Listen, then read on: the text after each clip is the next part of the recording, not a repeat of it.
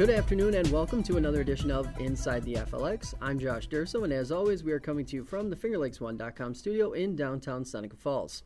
Today we have a very exciting show as New York State Senate candidate Brian Manktelow joins us in studio to talk about his campaign and time as Lyons Supervisor. Brian, thanks a lot for coming on. Thank you, Josh. Glad to be here. So before we get into any of the nitty-gritty details here, talk to us a little bit about yourself, your history, professional career, things like that got you into politics. Well, I originally got excited about politics after I got out of the school and enlisted into the U.S. Army, and I saw how important politics played in our federal government and how we protect our country.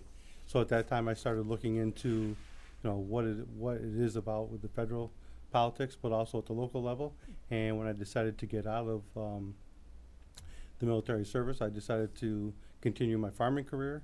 And even there, seeing how important politics plays in New York State with our agricultural producers, especially in this area. Mm-hmm. Now, talk to us a little bit about that. Your perspective, having the farming background, must be a little bit different than some of the other candidates for this type of position. Talk to us a little bit about how that's impacted the way you approach this. Well, I think with this district being predominantly agri-based throughout the whole district, including some of the outlying areas like up in Webster, even though it's close to Monroe County and close to the city, it plays such a huge factor from our apple producers up on the north side of this district and our dairy producers throughout the whole district, as well as many other vegetable growers, and having that background and understanding just how simple little things affect our producers, our ag people here in New York State and especially in this district. Now, talk to us a little bit about what, if you were going to put your finger on three particular issues when you entered this race that really stood out to you as the driving forces. What do you think they were? Well, I can look at this from three different ways. The first way I'd like to look at this as being involved at the local level as a town supervisor and also belonging to the Wayne County Board of Supervisors. The mandates that, we all talk mandates and how much they really hurt us.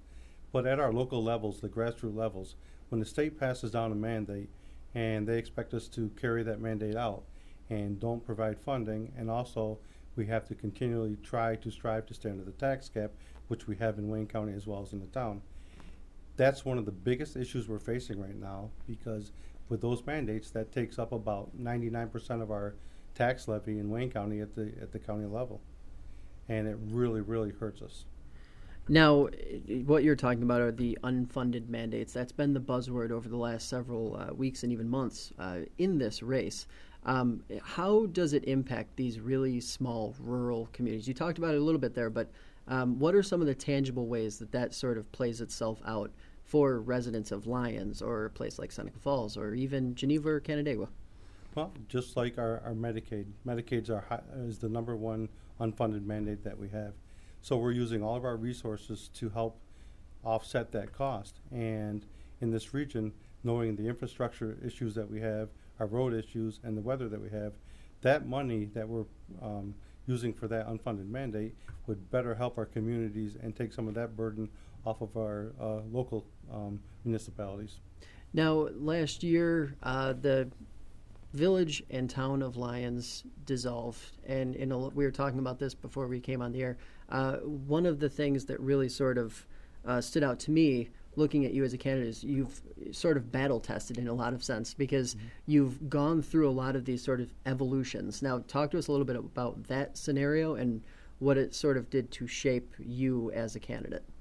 Well, what I see at the local level, because of the dissolution, we're at the bottom of the totem pole. We're the grassroots municipalities. And it's very easy for New York State to say, look, we need you guys to consolidate. We need you guys to get together and save money. Well, everyone I know, not just in Wayne County, but all of our local towns and municipalities in this district, we all strive and do a very good job of keeping our tax rates down. And we need to change that. We've did as much as we possibly can at the local level.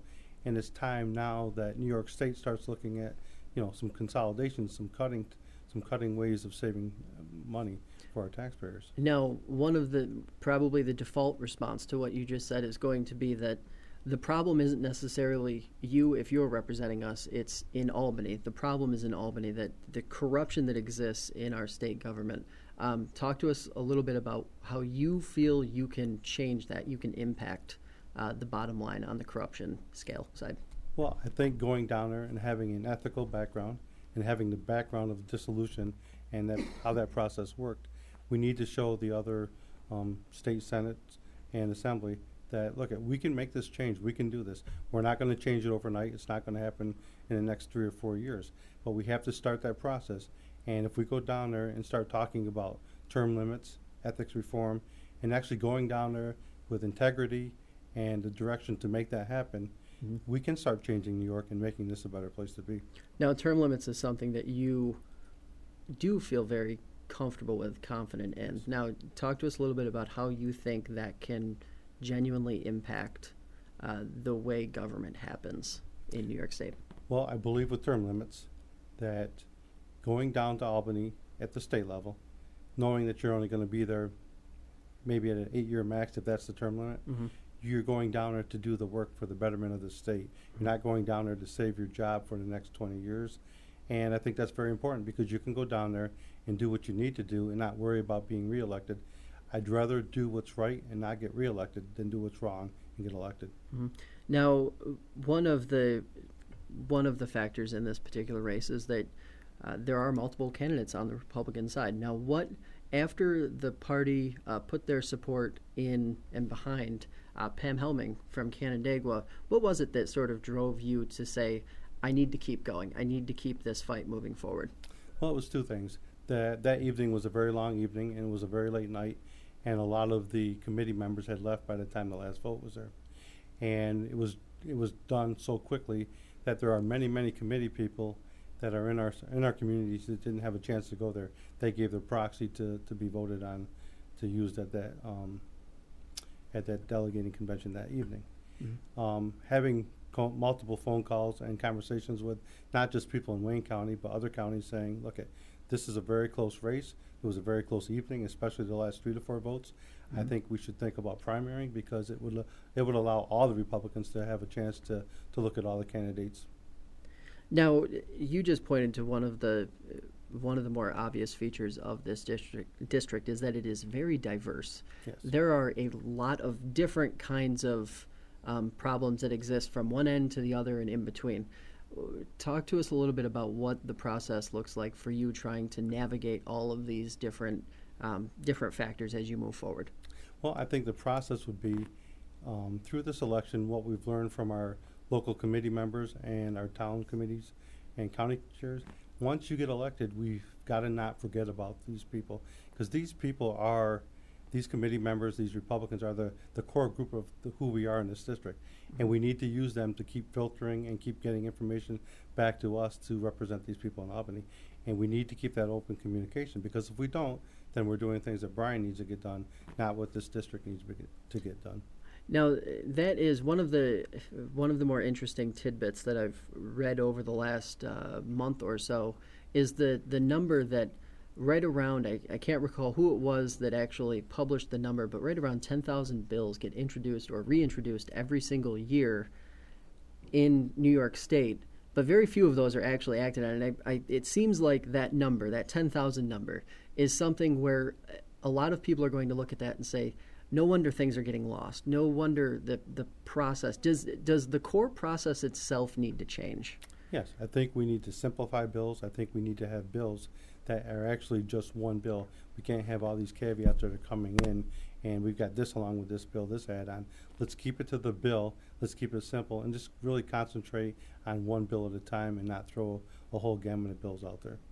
Now, one of the really more polarizing issues in Seneca County in particular, and even has sort of leached itself out onto the other counties. Ontario County has their own landfill. There's a very large landfill, one of the largest landfills here in Seneca County. And it does impact folks up in Wayne County as well. The smell sometimes does make its way up there. Talk to us a little bit about that issue in particular, the landfilling issue, how you approach it, and what your sort of process will be for dealing with it if you are elected in November. Well, there are so many landfills, not just in Ontario County and Seneca County, we have high acres up in Wayne County, and we have trash coming into Wayne County on a train. So that trash goes through our community. But in the long term, the landfills are not going to go away. They're going to be here for a very, very long time. We may not see the adverse effects of those landfills, and hopefully that never happens. But if it does, we need to have a plan at the state level that whoever put this trash in these landfills, that there's a plan there to mediate the problems, for our children, our grandchildren, or their children. Mm-hmm. So we need to put a plan in place. What that plan is, I'm not sure at this point, but I'm willing to sit down with all the other senators in the assembly and our constituents and say, hey, what's important? How can we get to this plan, and how is this plan going to work? Now, with the landfill debate in particular here in Seneca County, one of the regular comebacks to it is the finance side. Now, you've talked repeatedly now about the unfunded mandates. Now, is it your belief that if you start working on the finances at the top end, at the state level, that trickle down to the counties and the towns and the villages, can that have a sort of easing effect everywhere else? There really needs to be a huge change in that. I mean, I just signed a grant yesterday for $38,000 for the town of Lyons. Mm-hmm. We need to stop having our money go down to Albany and allowing that money to come back to us, and we have a slight chance of getting a grant. That money is ours. They're our taxpayers' money. That money should stay in our local communities. And if we do that, it's going to start easing some of the other problems up. Now, just a couple weeks ago, we saw you at the Seneca Army Depot sale press conference that they held for Earl Martin, the individual who purchased the property or is going to be purchasing the property. Talk to us a little bit about why you were there and what sort of what that means to you for this area. Well, to represent this district, you really need to know what's going on in all the different counties. And having toured the Seneca Army Depot many years ago, having an understanding of what was there and having an understanding of what Mr. Earl Martin's business was. And I think he's a very educated man. I think he's down to earth, and I think his word is his word. And I think the choice of him being in Seneca County, him being a Seneca County resident, was huge for the county. And it's not only going to benefit Seneca County, it's going to benefit Wayne County and other counties as well, because some of the people in Wayne County buy from Mr. Martin. But I'm really happy with their choice because he's got such great ideas, and I think he's going to follow through on his word, and that's what we need today. Now, you're talking about development. You're talking about investing $13 million over 5-10 years. That is meaningful for a county like Seneca, where it's more rural. Now, another major development on the northern end of the county is the Del Lago Resort and Casino. From your perspective as running for Senate, but also as the Wayne County representative, what has been your perspective as you have sort of watched this, start as a seedling and work its way up to what it is now? Well, I think it's very important for this area. The Wayne County Board of Supervisors did pass a resolution supporting that for Seneca County, and they're talking 1,200 jobs. 1,200 jobs in upstate New York, 1,200 jobs in this 54th district is a huge, huge number. Are there going to be some issues with it? Yeah, there's issues with anything. But right now, 1,200 family wage earning jobs is a huge benefit for this community and the communities that surround it. Now, that leads right into my next question. Now, do you think that will have a ripple effect for a community like Clyde or some of the towns in Wayne County that are sort of bound by that 414 corridor? Absolutely. We have some builders that are in, I'll speak in Lyons, for instance. We have some builders that are doing townhouses, and when this thing went through, they automatically came up and started revamping the layout, saying, look, we're going to need this type of housing. And that's what these communities need, not just in Wayne County, but all the surrounding ones as well. Now, going right along with that, people are going to see this and they're going to say, we love that there are going to be 1,200 additional jobs here in Seneca County and here in this district, but that isn't always the norm, unfortunately. Talk to us a little bit about what some of the things that can be done to continue pushing job development in this entire district. Well, it's the easy answer is we're overregulated, so we got to get rid of regulations. We're overtaxed. We need to make it possible for new business owners and our business owners that are here to make it much easier to do business in New York State.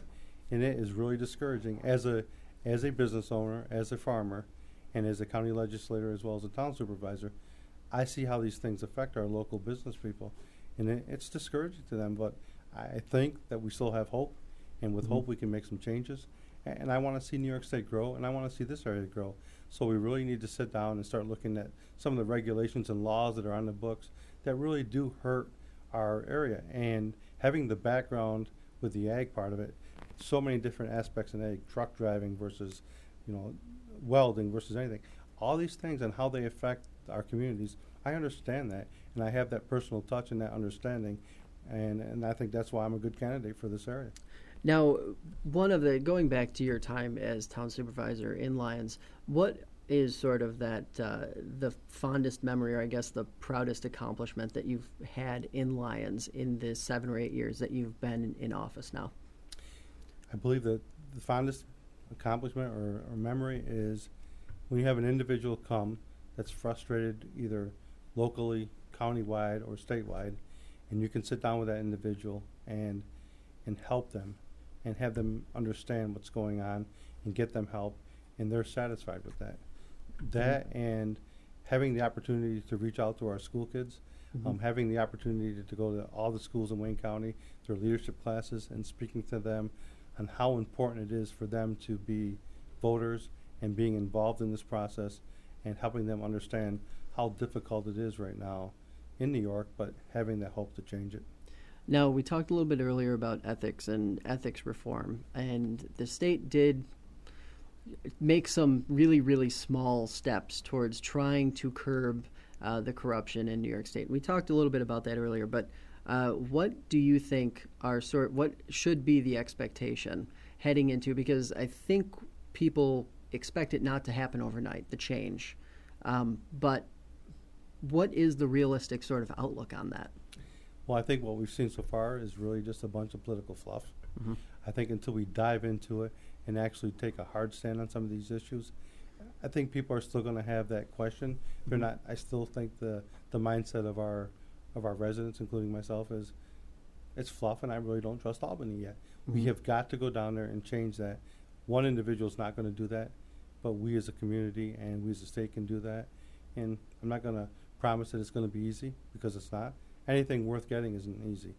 But I think if we continue to move forward one step at a time, building those relationships with the other senators and assembly down there, I think we can make that happen, as well as changes in the upper echelon of the government. Now, talk to us a little bit about what are some of for the average viewer who's watching, who maybe hasn't been watching this race super, super closely, or hasn't been fully engaged yet, because it is still very early. Yes. What is the biggest difference between you as a candidate and your competitors?